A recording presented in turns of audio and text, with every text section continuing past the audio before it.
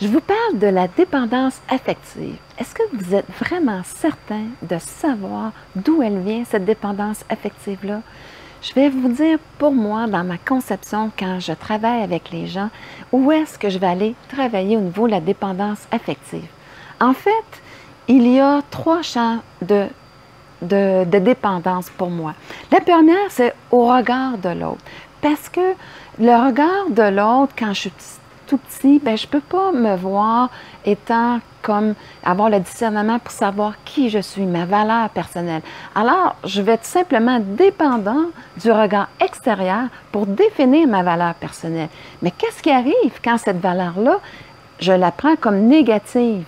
À ce moment-là, ce que je vais faire, c'est que je vais développer un rôle pour être aimé. Et là, ça va créer une grande dépendance affective parce que je veux être reconnue de l'autre. C'est ma recherche. J'ai acheté cette image-là négative et là, eh bien, je veux convaincre l'autre de ma valeur. En fait, vous n'avez absolument pas à convaincre l'autre de votre valeur. Vous avez à trouver votre valeur tout simplement en agissant au meilleur de vous-même et aussi en trouvant qu'est-ce qui sont vraiment vos talents et en sorte que quand vous les offrez aux autres, vous allez avoir cette reconnaissance-là de vous-même parce que vous allez reconnaître la valeur de ce que vous offrez. Malheureusement, la dépendance affective, c'est encore cette recherche-là d'être aimé par l'autre. Et souvent, je vais aller chercher une personne qui est aussi hypothéquée émotionnellement que mon environnement l'était et je vais encore essayer de convaincre cette personne, ce genre de personne-là, de ma valeur personnelle. Alors, vous voyez comment c'est malsain, comment je vais dépenser une énergie considérable pour que quelqu'un qui ne voudra jamais me donner cette reconnaissance-là parce qu'elle ne veut pas prendre la responsabilité peut-être de ce qu'elle a construit ou tout simplement parce que si elle donne cette reconnaissance-là, eh bien, elle va avoir l'impression de moins être à la hauteur. Donc, vous voyez comment c'est un chemin qui est vraiment impossible. Et c'est vraiment aussi cette approche-là qu'avec les couples, je travaille parce que est-ce qu'on est dans une dépendance affective ou dans un véritable amour? Et comment qu'on peut passer d'un point à l'autre? Parce que c'est tout le temps le point d'attraction. Et le point d'attraction, c'est là où est-ce que moi, je veux me déplacer pour justement avoir cette image-là positive de moi-même. Alors, si j'essaie de convaincre l'autre que je suis une bonne personne, regardez la démarche que je suis en train de faire. Je suis en train d'essayer de convaincre une personne où mon énergie, elle est vraiment, vraiment basée sur la perception négative. Donc, comment est-ce que je peux construire quelque chose de positif quand que ma construction est basée sur un point négatif?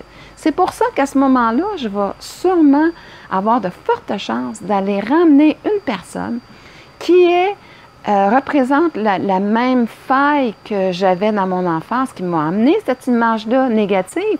Et parce que je fais une construction encore à partir de cette image-là négative. Mon point d'attraction, je dois le déplacer dans une image positive de moi-même. Pour ne pas essayer de convaincre l'autre, mais bien de reconnaître la valeur de ce que j'offre à l'autre.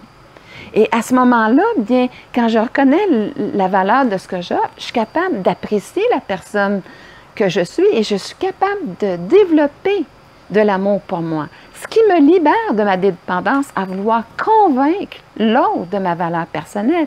Souvent, comme je disais, qui ne sera pas là. Parce que reconnaître ma valeur, des fois, serait pour l'autre de dire il se sentirait encore inférieur ou il ne va absolument pas reconnaître la responsabilité qu'il a et qui fait en sorte que j'irai contacter un côté négatif de moi. Le problème, ce n'est pas de contacter un problème négatif de nous-mêmes.